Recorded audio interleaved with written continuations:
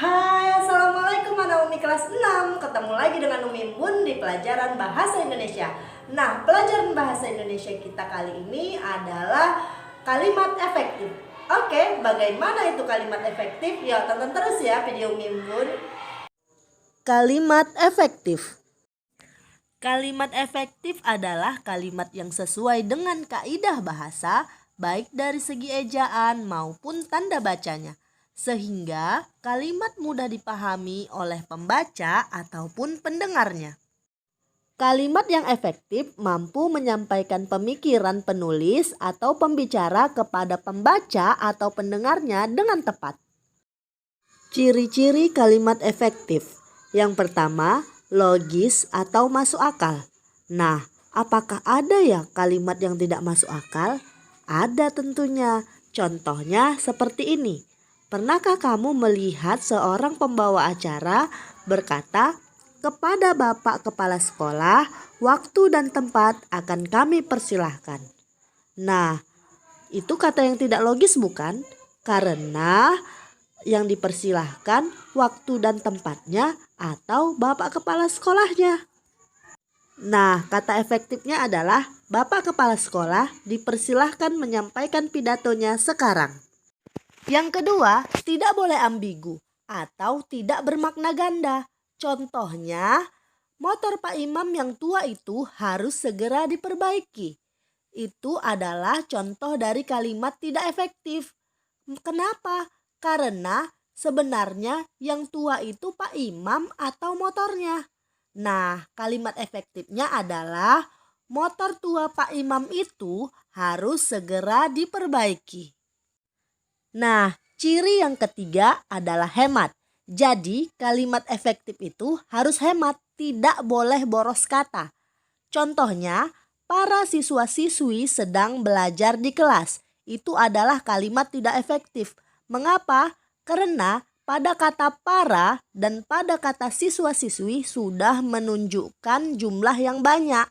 Jadi, lebih baik kata paranya itu dibuang saja, menjadi siswa-siswi sedang belajar di kelas.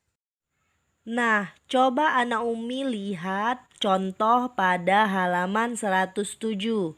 Di sana bisa dilihat ada contoh kalimat efektif dan contoh kalimat tidak efektif. Nah, anak Umi, kita lihat dulu ya. Contoh yang pertama dari kalimat tidak efektif. Di situ ada kita harus rajin belajar agar supaya pandai. Agar supaya pandai. Di sini dapat kita lihat ada kata yang tidak hemat. Ada kata agar dan supaya. Jadi akan lebih baiknya kita buang kata agarnya menjadi kita harus rajin belajar supaya pandai. Nah, untuk contoh yang kedua, kita bisa melihat di situ ada musyawarah itu dihadiri para pejabat-pejabat pemerintahan. Nah, di sini kita dapat melihat kata yang tidak hemat, yaitu ada kata para dan ada kata pejabat-pejabat. Nah, pada kata para dan pejabat-pejabat itu sama artinya dengan jumlah yang banyak. Maka akan lebih baik kata para kita buang menjadi musyawarah itu dihadiri pejabat-pejabat pemerintahan.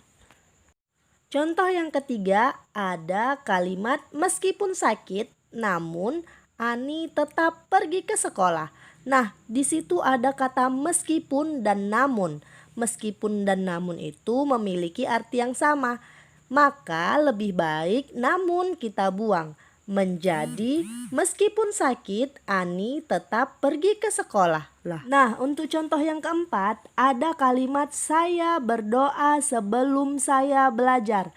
Nah, di sini dapat kita lihat dengan jelas bahwa terdapat dua kali kata saya. Kata saya yang pertama dan kata saya yang kedua. Nah, lebih baik agar menjadi kalimat efektif kita membuang kata saya yang kedua menjadi saya berdoa sebelum belajar. Nah, bagaimana? Sudah paham kan materi hari ini? Oke, semoga apa yang Umi sampaikan pada hari ini bermanfaat untuk kita semua. Oke Naomi, sampai jumpa di video Umi berikutnya. Assalamualaikum.